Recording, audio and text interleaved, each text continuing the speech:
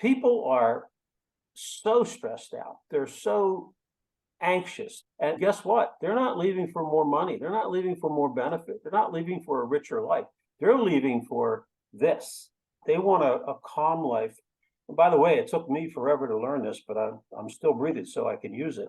I've finally learned that calm is a superpower. Here is your daily dose of the Ultimate Sales Machine coming to you from the new edition. Visit ultimatesalesmachine.com to get your copy or multiple copies. I am your host, Amanda Holmes, CEO of Chet Holmes International. What you're about to learn has assisted 250,000 businesses to generate billions of dollars, working faster, better, smarter.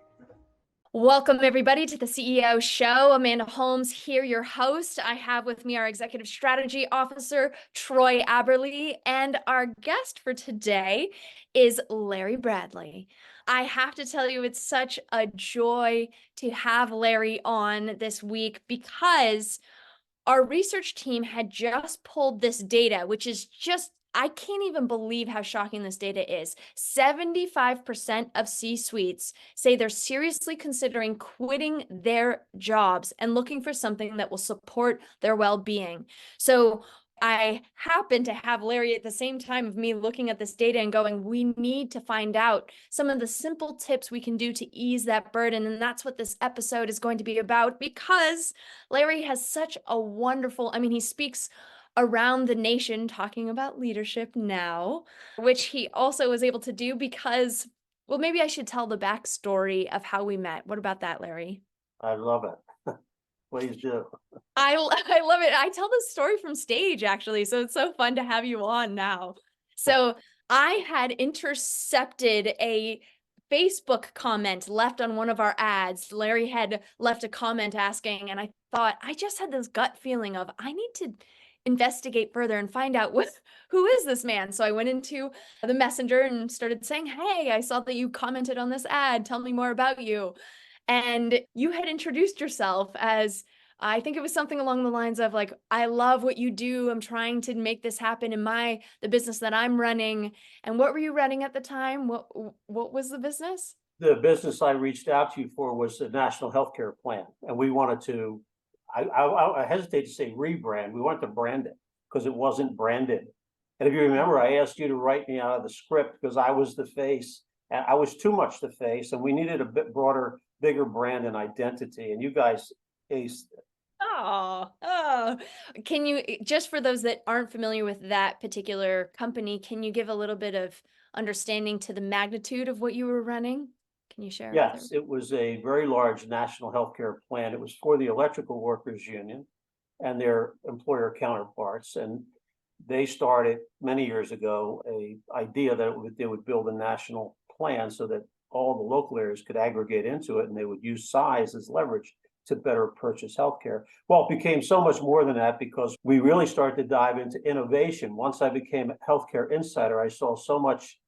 Let me just say, I saw a lot of problems in healthcare in our Western medicine, and I thought that more could be done. So I wanted to dive in, but I needed the help of Amanda Holmes and your organization because I was stuck. I didn't know where to go from there. I knew what we needed to do, but I didn't know how to get there. And it came to me, and maybe it was that Facebook ad, I don't know, but I realized we need to brand this operation. Why couldn't we take Amanda's company and work and apply it to a healthcare plan? You know, we don't sell widgets. We're a massive non-for-profit healthcare plan, but we had to sell a story, and we had to sell value, and we had to sell change and innovation and all these things that we figured out. If we bring it all together, we could have the best healthcare plan in America. And I'm so happy that we engaged here because we were able to do exactly that, and it's still going on. It's such an awesome story. Larry, I was so shocked to see how your business was set up, just the magnitude of how large it was, and that you were the marketing head and the only salesman. Yes. It was like, can we share a little bit of numbers? Like, can you give a little bit of insight into what went on there?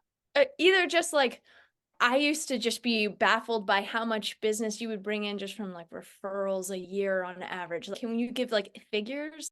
The leadership of the union and the management organization asked me back in 2011. The plan started in 2006. In 2011, it had just over 10,000 members.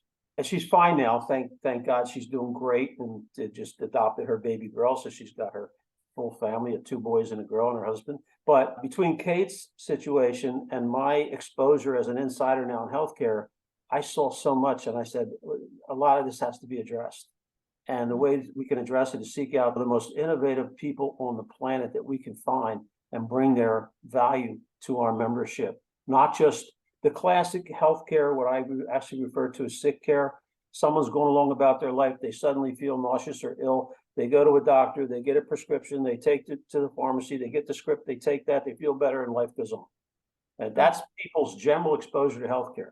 It's so much more than that, so much bigger than that. So we were able to retell the story thanks to you and your organization and the help you gave us to really, I want to say, brand it really for the first time. We were flying by the seat of our you know what, but and even then we managed to do well. So I'm looking forward to the explosion now.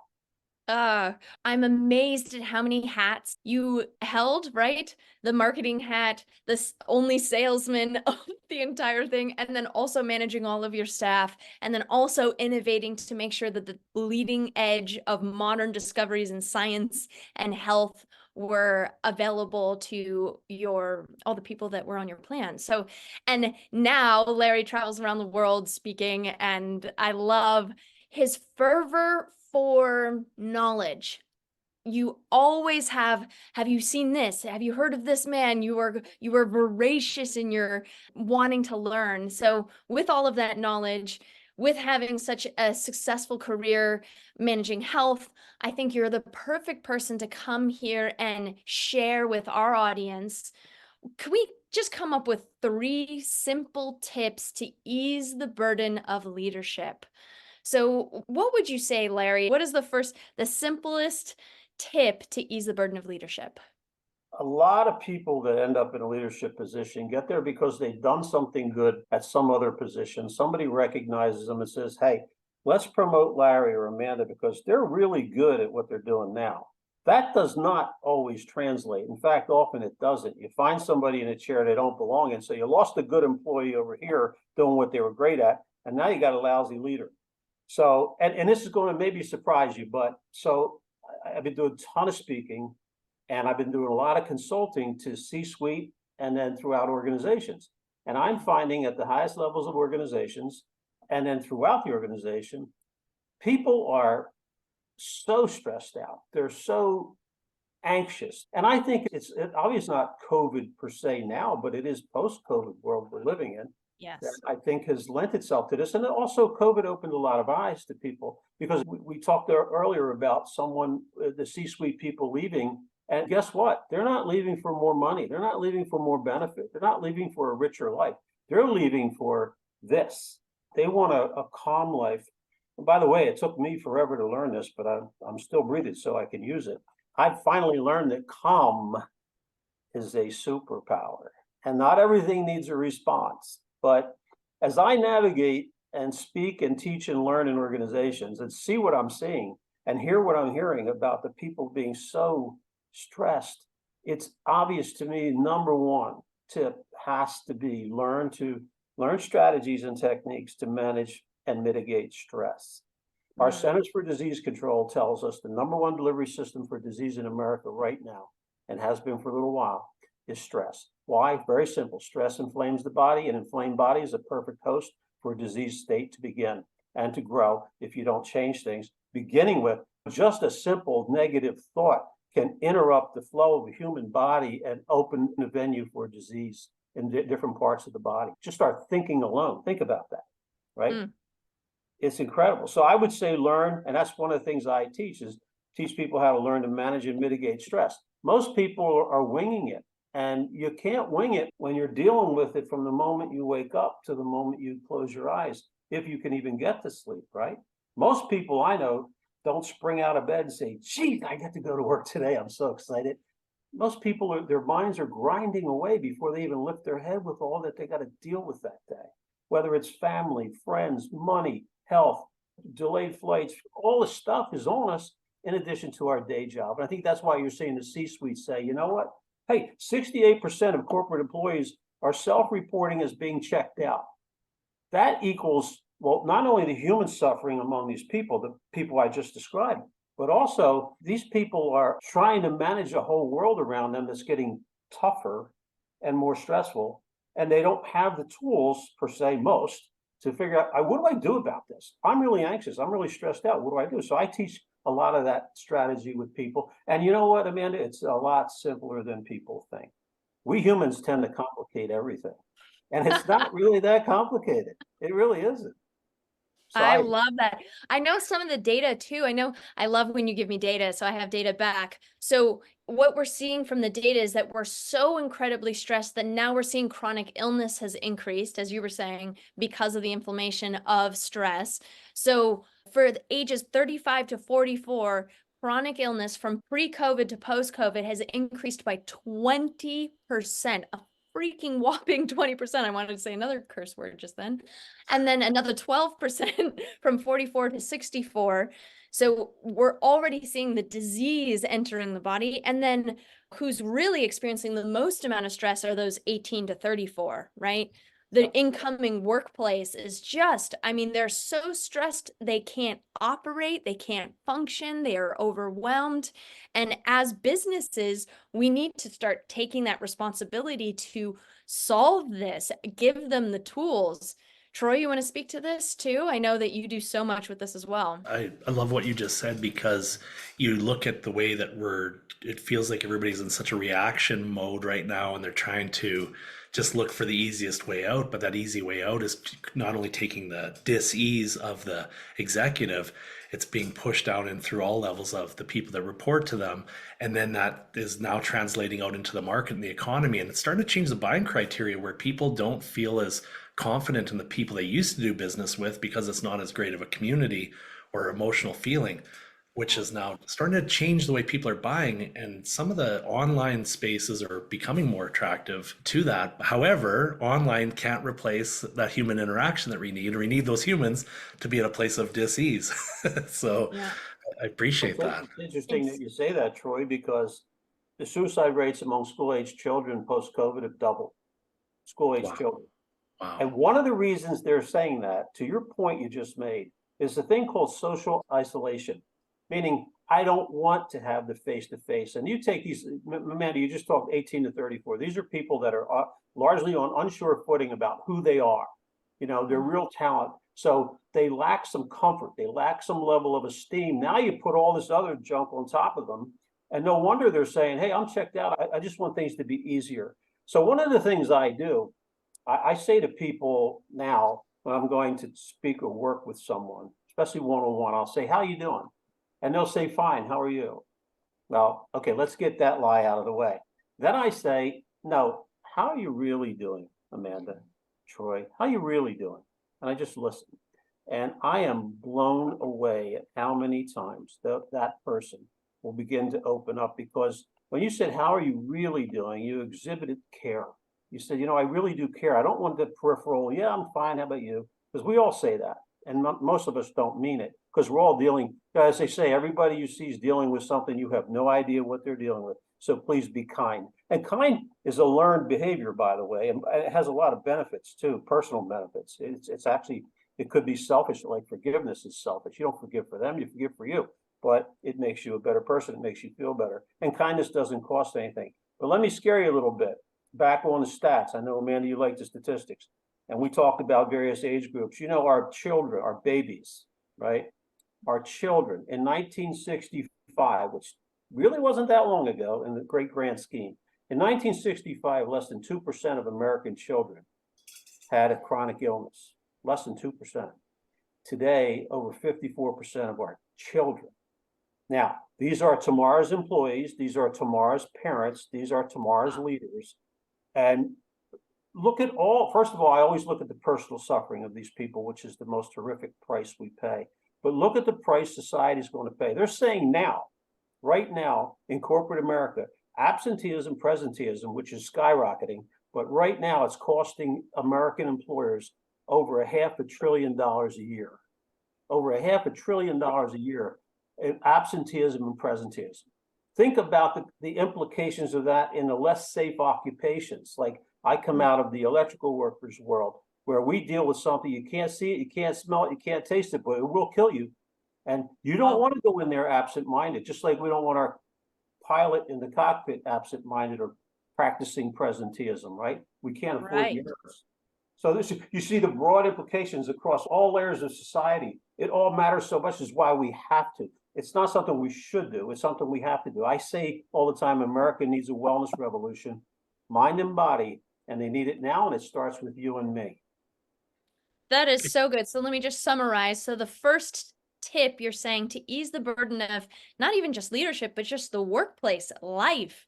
The biggest takeaway I got from that is identifying that we are in a serious struggle of mental wellness and then doing something about it, just asking somebody how they're really doing and showing that you care is the first simple tip. And I think that that's something that everyone can ask. How are you doing?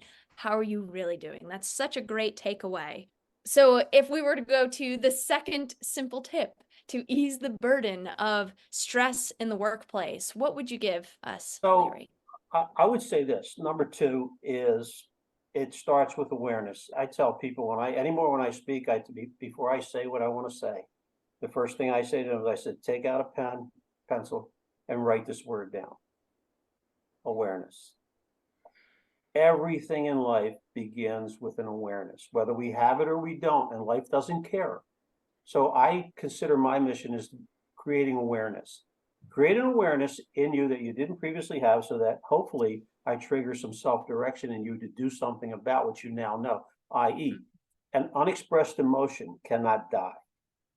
And if there are negative emotions, fear, guilt, anger, upset, disgust, those emotions are killing us from the inside out with a literal chemical cocktail, because our mind creates real chemical reactions inside our body based on how we think and what we think, right? So I tell people this, here's a quick exercise. I tell people, all of us, given that an unexpressed emotion cannot die, all of us, I do this in rooms no matter what size. I said, don't raise your hand because I'm not going to call you out, but in your own mind, I want you to think of, there's a conversation that you need to have. There's a problem you need to work on or resolve, and you're not doing it because you're afraid. You're afraid of how it's going to turn out. You're afraid it might go south. It may not go well. But I challenge people before the sun sets that day that we're talking. Make the phone call, send the email, set up the meeting, do something to begin to express that emotion with that person. And by the way, I tell them, if you go trying to add value to whatever it is, let's say it's a relationship, you're trying to add value and you're going to speak as sincerely as you possibly can to make things better. You can't lose, because even if it goes south and let's say a relationship ends, was it ever really there? But you've carried it around for how many years now, right? So, and back to number two, let me say this about that. And this is another thing that I love to teach people, because I was such a victim of what I'm about to talk about myself. Not a victim, I was self-inflicted. A lot of people think that their behavior's random and there's nothing they can do about it. There's another group of people think that we're pre-programmed, locked in, and there's, by the time we're 8, that's it. Old dogs can't learn new tricks. But there's a neuroscience, the science of neuroplasty now tells us the brain and mind is very malleable well into old age, and you can in fact teach an old dog new tricks. So I teach something called the self-management sequence. It is the basis or origin. It's the sequence we go through in our mind with every single behavior that we exhibit or fail to exhibit. So, and everything you do and everything you fail to do gives us our reality. Behavior equals reality. What we do gives us our world, good, bad, or indifferent. So wouldn't it be wonderful to learn exactly how you arrive at your behavior? And I'll give you a tip.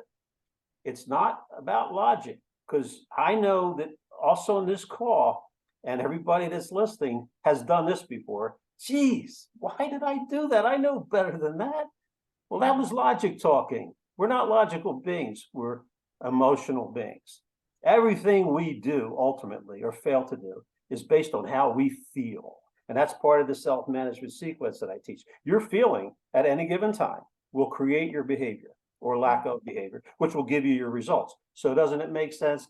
Manage and mitigate your stress, but learn how this person ticks, and there are no exceptions to this. This is a process, and it begins with programming, and it ends with feelings and behavior, right?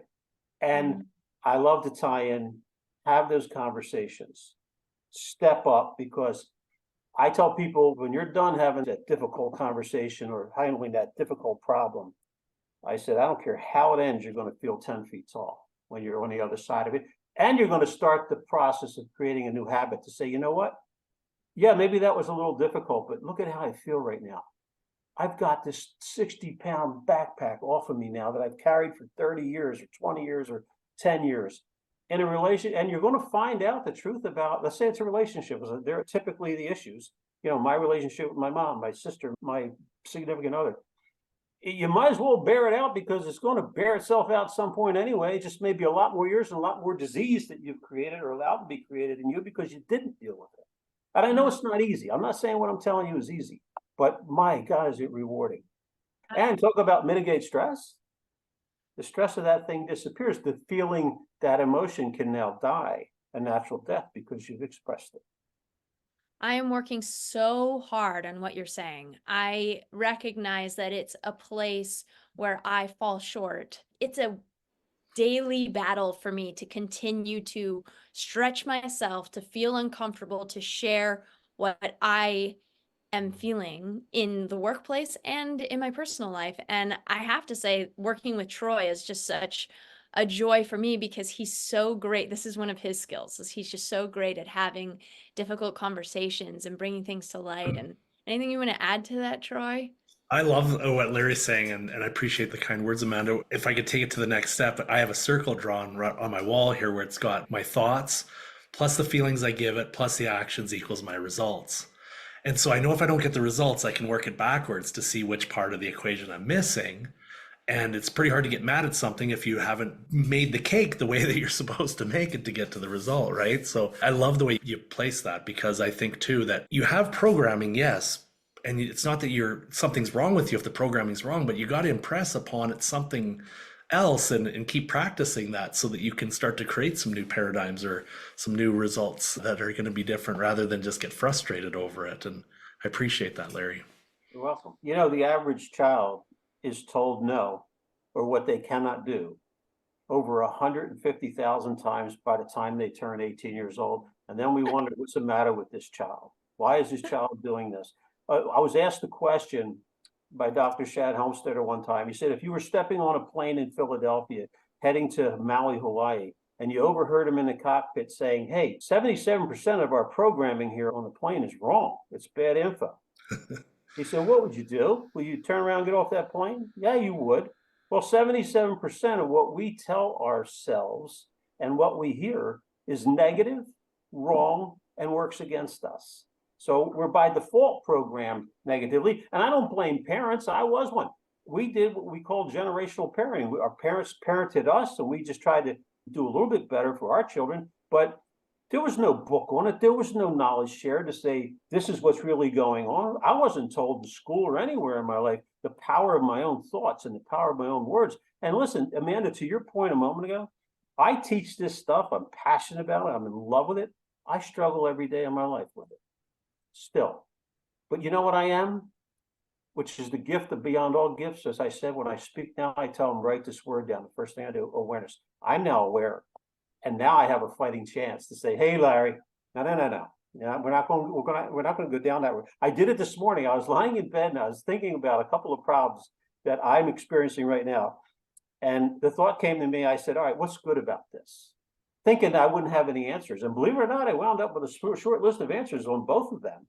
That what's good about this? And it totally transforms your mindset to say, I focus on, because now that puts me on a path of positivity, not this just, oh God, what am I going to do? I don't know what to do with this. And take action, you know? I'll give you this tip too. If you want to change your emotion, if you're feeling a little groggy, a little, negative, a little whatever, get up and move your body. Take a brisk walk. Just walk around the room if you want to. Just move your body, because motion equals emotion, and that'll work faster than the other way around, right? It's our motion that changes our emotion, right? Third tip for easing stress in the workplace, motion. Well, I had another third tip. Oh, I'm sorry. Okay. Well, that one was so good. We'll give them 4. Why not? Motion equals emotion. Trust me on that every time I speak. And Amanda, you do this a lot. And I learned this from Les Brown when I studied with him. He said when he'd get to a venue, he'd first immediately ask for the bathroom. And he would go in the bathroom and he'd start pacing the floor in the bathroom. And then he would start his breathing exercise, deep breathing, to take the pressure off the physiological body, right? And then he would start his self-talk pattern of saying, man, today I am going to land with some incredible value. These people are going to love what I presented them. I'm just going to burn this place down. So he said, by the time they say, ladies and gentlemen, Les Brown, he's like, I'm here, right? That's the warm-up, right? But it's all based on what? Motion. He starts walking, starts pacing, gets the blood flowing, gets the breathing going. Right. So that's key to, especially people are like, yeah, I call some people, they're like ER. Remember ER, I forget what kind of, it was the unhappy animal, whatever. I forget the name, what the kind of animal. Winnie the Pooh. Well, yeah, ER was the real Donkey. sad donkey or whatever. Oh, Yeah. me, oh my. That person needs to get up and move, right? So third tip, or 3.5, or whatever you want to call it. Fourth tip for reducing the burden of stress in the workplace. So I talked about mitigating stress, strategies and techniques, learn them and apply them and teach them to everyone you love and care about. Secondly, I talked about self-management sequence, understanding what creates our behavior, which gives us our world, gives us our reality. The third one is to affect behavior. And I think a lot of things, so much that, by the way, all these things I'm telling you, we brought into our healthcare plan. Doesn't sound like healthcare, does it? Well, stress maybe, No. self-management sequence. The third one is habits, because I have found that you've got to meet people where they are. Because if you take any population of people, like in my healthcare plan, I had people like morbidly overweight or obese that couldn't get out of bed. I had premier athletes, right? And everything in between.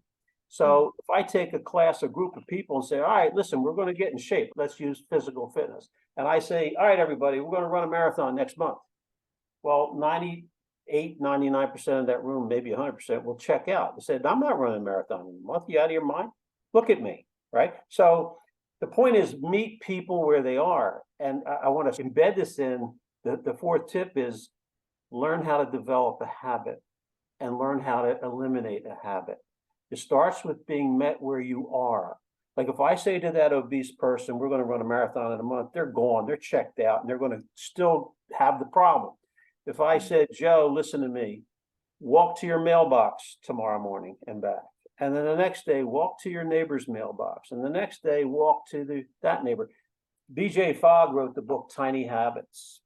And it's very similar to Atomic Habits in that what their premise is to say, you got to start small and you got to start where you're at, right? So BJ Fogg himself, a bit overweight and whatnot, he said, I'm going to use the trigger of every morning when I look in the mirror and brush my teeth. When I put that toothbrush down, I'm going to go on the floor and do a push-up. And I'm going to celebrate a push-up. One push-up. Like, are you kidding me? Well, guess what? When I met BJ Fogg and talked and studied his work and certified in his work to teach people tiny habits, he was on like 78 push-ups in the morning, every morning after he put his toothbrush down. So he created a habit, but he started with just one. I think people are way too hard on themselves. They think people forget, it's easy to forget how long it took to get out of shape or to become ill. And they think it should be fixed overnight. We all want the instant fix, but it blows our minds. If you tell them the price they're going to pay all up front, most people will say, I'd rather just be suffering. But if you tell people there's a simple, easy process, learn how to develop new habits and make it simple. Simple. Remember I said it, we tend to complicate everything? Yeah, because we all want to run a marathon next month. No, I may just walk to the mailbox tomorrow morning, right? And whatever it is, whatever habit you want to create, learn these simple processes. And I have no equity in BJ Fogg or the gentleman that wrote the Other Habits book. But they're great work, and I think they're spot on with how one develops it. So if you mix the self-management sequence, the understanding of that, where your behavior is emanating from, and now you can modify that behavior. I mean, I could do a whole course on changing your life with a 3x5 index card. high tech. I know. Oh, For now real. that also sounds interesting. Yeah. I know Troy too is, I'm sure you're like me. I just keep thinking, oh, I want to talk about this. What he just said, that was so good. That was so good. Anything that's coming up for you? You know, as Larry talks about that, I think of what does the current medical system look like? Now, I'm in Canada and I also experience a lot of challenges. It's interesting to think about how many tests we do, Larry and Amanda, that are focused only on our physical, right? We do a blood test or an MRI, things like that to find out what's wrong. And that's actually the result of the energetic thing that came from disease or inflammation and whatnot. And how often do we ever actually look at what's causing the mental problem? We understand that mental health is a big problem. And the number one Guinness Book World Records pill really is antidepressants, right? And anti-anxieties. And isn't it funny how we never figure out or look at what's causing it with things that Larry's talking about today? And if you did that part of it, walk through that piece to look at what your conditions are and how that matches your blueprint, figure out those pieces, how that would have so much effect then on the physical that would have a total change on your own physiology, but then it would impact other people's mental and physiological bodies in all of the layers of people that are in reaction. Because when you show up to the workplace unhappy or under duress, you now affect someone else. They go home and take that out on their family, and those family members take that out on someone else. And it starts to become an evolution of what we're seeing today of a mental condition that we seem to be really good at practicing. And so I really resonate with this today. Thank you. Boy, that is such a critical point right there because, and Amanda, you'll give me an amen, I know, but the mind and body are inseparable. When the body suffers, the mind suffers. When the mind suffers, the body suffers, right? We're holistically one. And to not treat it all, and to your point, they say the learned gardener, when she sees a rash on the leaf of the plant, she knows that the problem's at the root, not the leaf. Well, Western medicine largely looks at the leaf and treats the leaf. They don't think about the root, to your point, and that's what I think we need to do more of. I think there's a marriage that could be had between Eastern and Western medicine, if you will, and the protocols, because there's some good in both, right? There's a lot of good in both, but I just think you're right. We don't treat the whole human being, and we need to, because a lot of what ails us starts up here. So when we look at our business or we look at things in our personal life or what have you, rather than just looking at the result, look at the rest of the pieces, whether it be belief or your actions or attitude, awareness. To your point, what are the things that are causing this result to get to where they are?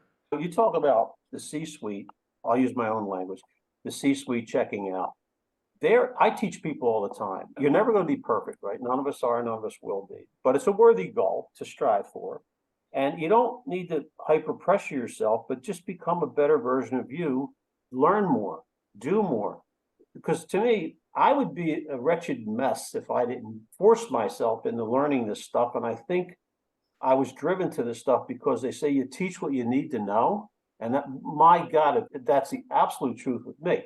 So I teach people, become the best version of you, because if you're not full and overflowing yourself, you can't pour into other people. Well, if I'm a C-suiter and I'm in charge of all these people and this whole operation, and I'm a mess myself, I'm not full and overflowing or even close to full, how am I going to lead other people? That's a recipe for disaster in corporate America, for the wheels to come off, right?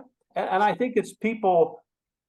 I think the single biggest problem on earth, I know it's a bold statement, but this is based on now, next year will be 50 years in the corporate world and a crazy childhood. I believe this, and to my point about telling people, have that conversation, have that email to that person. I think the biggest problem, relationships and business and God, is just costly across the board, mentally, emotionally, physically, health, and business dollars, is people generally do not want to confront, and I know it's a strong word, I'll change it to address. People don't want to address what they see. They'd rather let it torture them the rest of their lives. I spent 30 years thinking I hated a brother-in-law of mine until I learned some strategies here about how to deal with that anger that I thought I had. And what I ultimately concluded was I didn't hate him. I had apathy toward him. I didn't care. When I went through this process with myself, I said, let me validate my anger and hatred of this man. And I realized if I never see him again, it won't matter. And it's probably the reverse is true with him. So I said, I'm not angry. The opposite of love isn't hate, it's apathy. I was apathetic. But guess what? Despite my apathy, and I finally resolved to let it go, 30 years later, I carried 30 years of chemical cocktail, killing myself from the inside out with one man who, by the way, when he was at the beach or wherever he was in the mountains or doing his daily work, he had no clue I was angry with him. Right? Wow. So who's crazy here? And my wife used to say, Nancy, say, why are you telling me? Tell him. I said, no, if I tell him, that'll end it. And it's a game for me. I'm Irish. No, that was the storyline I was feeding myself, which was crap. But learning to manage and mitigate that anger, I was able to take that 60-pound or more backpack that I held for 30 years. Think about that, because what did that do to me over a 30-year period? Right? Yeah. I normally say that my taking over my father's business, stepping in, it was a combination of two things. One was becoming a rabid student of reading the book over and over and over again, right? Watching his videos over and over and over again. But then on the other side, I wouldn't have been able to do any of that if I wasn't working on my mental and emotional experience, which for me, I went to Divine Bliss, right? The nonprofit that I talk about in chapter 13 of the book. And I've talked with you, Larry, about, and we need those places. We need those exercises, that awareness and that take action, because it's something we have to work on. We are a nation recovering from collective trauma, and we need to acknowledge and then take those steps. So I want to send people to be able to find you, Larry. First off, the book that you came out with recently with your daughter, what was the title of that again? Oh, that's the Parents Report Card. Parents Report Card. And can they find that on Amazon? Yes, that's on Amazon.com. If you want to be a better parent, have some fun, learn some things about your parenting skill and what your children perceive of you without being failed, because there's no failure grade. It's a fun exercise. And the coolest thing is it gets family back to the kitchen table without their cell phones or their computers, talking about real life subjects that matter, that really matter. And that to me is important because, again, go back to the individual. As a consultant in corporate America, I thought I was going to go in and teach leadership strategy technique, right? And I do some of that, but I'm being overwhelmed with teaching the softer skill of how do I manage me? What makes me tick? How do I lay down the stress, anxiety, and depression? Which, by the way, I love teaching this because you can't unknow it once you learn it. And it really is powerful stuff. I didn't create it, but it's powerful stuff. And I know that because I do it and it works. And we consistently continue to work on it. There's never a mastery quite of it. Every time you learn a little more, you realize, oh, there's more to learn. Which then gives me also a segue to when you came in and you decided, okay, I need some help. You ended up purchasing a core story. Can you just give a little bit more? I know you gave it at the beginning and I'm so grateful. What was your experience? What was the shifts that happened that assisted you? What did the core story do for you? At its core, the core story caused us to think much bigger than we were thinking, bigger and broader, because we were living in this little self-imposed like microcosm of who we should have been, of where we should have been going. The core story, because it was so broad, so full of such dynamic information and technique, I said, my God, we're thinking small. My God, we're thinking tiny. And this is what really launched us into, I'm going crazy down the path of innovation, right? Because I said, that's where we can solve America's problem. I went to you thinking, help me to run a healthcare plan better. You, through the core story process, got us changed in our objective to say, not how can we run a healthcare plan better and grow it bigger? How do we make our people healthier, happier, more productive? And what a distinction that became. I'm telling you, we're leading a parade now, even though I'm no longer running the healthcare plan, I'm consulting to it. And I'm on the phone daily. In fact, Nancy said to me last week, I thought you retired. I said, well, listen, I'm on a mission, a passion project now because I'm working with people that are going to change the face of healthcare in this country. And Amanda, you're going to be part of that because you already are. But yes, I mean, we're working on it. We just team up.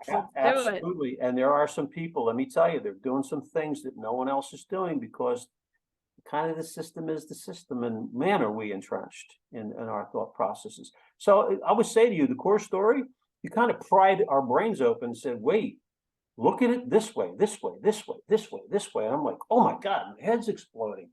But we're on the wrong path altogether. We said, and I said, oh, all I wanted to do is learn how to better manage and grow a healthcare plan. Now I want to fix the world. And guess what? We're going to be able to do it in this country.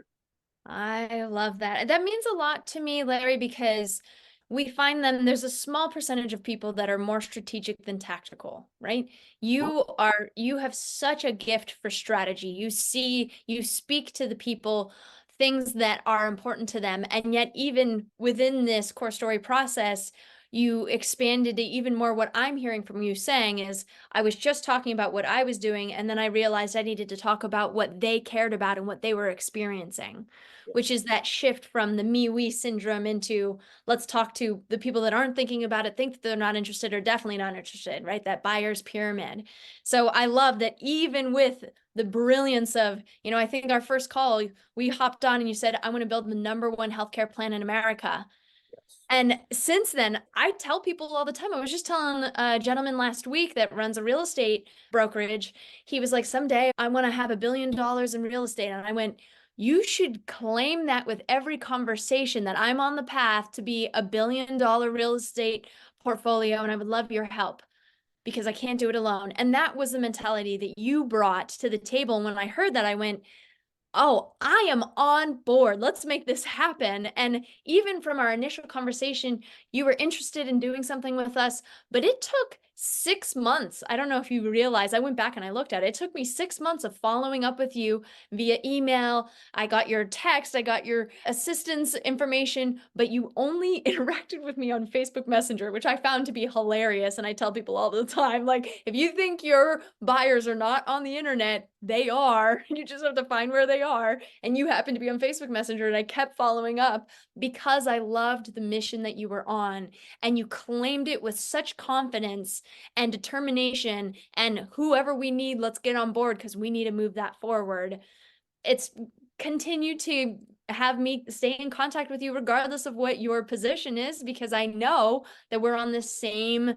I say I would love to heal healthcare in America because I know that will trickle out to the rest of the world. Let's deal with it here because it's a huge problem. So I appreciate that from you. Yeah.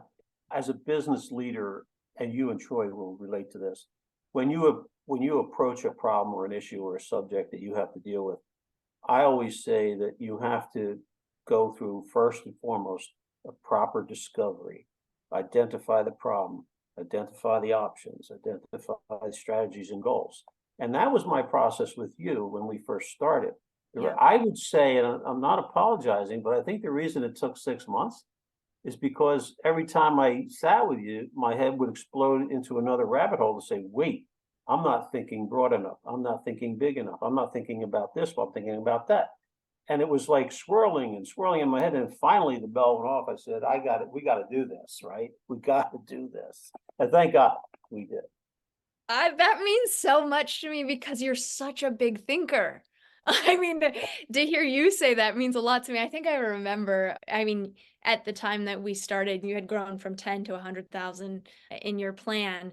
And I, at one point, showed you that was only 3% of the potential marketplace. And you just looked at me like, what? Because it was do you remember that moment? It was like this paradigm shift of like, we thought we had it all together and we're like one of the biggest. And I'm like, actually, you're disserving 97% of the potential electrical engineers in this United States that could be using your services. And you are hindering them because you are not providing them this superior healthcare plan that you've created. So I love that. That means so much to me. Anything you want to add to this, Troy?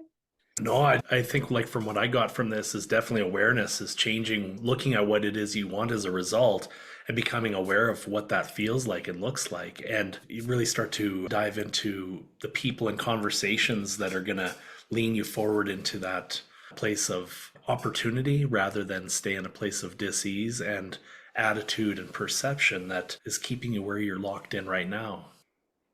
Amanda, this is your fault. I was on an interview the other day with a business consulting guy that pushes out a lot of video. He wants me to do video for him. Mm-hmm. And he said, I just want the #1 piece of advice you give a brand new entrepreneur just starting their business. Well, cut through it all, give me one. And Amanda, because of you and our experience together, my answer was readily available instantly. And I said, I would challenge anyone in business, especially starting a business, to say this. And I say it to my own children who are all in business for themselves. I said, you can't think big enough. You can't. I challenge you to think bigger and bigger and bigger, because and I'm not talking about greed. I'm just talking about what impact you want to have on what business or what industry you're going to be in. And a lot of people think small. I mean, look at the book 10X is easier than 2X. I thought that's bull crap till I read it. I said, oh my God, that's phenomenal. By the way, Amanda, my children are all reading your book. Oh, good. I'm so glad. I still have to meet your daughter. We still have to make that happen. Yeah. Yes. So yet again, a wonderful episode of the CEO Mastery Show. We covered the 3 simple tips to ease the burden of, we started with leadership, but then I realized it's really just workplace and life for anybody, really. They were such great actionable takeaways. I'm so grateful to have you on, Larry. I could have 10 more episodes with you. I just thoroughly enjoy them. There's a lot coming, let me tell you. There's a lot coming. It's just I'm so fired up and excited about the future. It's I never thought I'd feel this way about where this can take us. And honestly, you and your organization were the trigger. You taught me how to think beyond myself, and I didn't know that for almost 45 years. So think about that. That's why I'm so passionate now, saying I'm telling my kids, dig into this material because it's going to change the trajectory. It's going to be generationally changing your family, right? This is amazing work, and I have no equity in this, as you know. I just fell in love with your father and the work he did and the teachings he did. And I said, I just got to know more. And then coming to know you and having our experience, literally applying your work and your advice and strategy, just said, change my world. And because of that, it's going to change my children, their children, and then everybody I know. Because people ask me, give me some sales advice. I said, you need to talk to a man. That's the advice I give. Well, there you go. That's Larry Bradley for you again. You're on LinkedIn as well, right? Can people find you on LinkedIn? Larry Bradley. Go find him, friend him, say hello. This is just a piece of so much more wisdom. Thank you, Larry. Thank you. Make sure to get your copy or copies at theultimatesalesmachine.com. There's a lot of special bonuses that you can't get going to Amazon, so make sure you check it out at ultimatesalesmachine.com.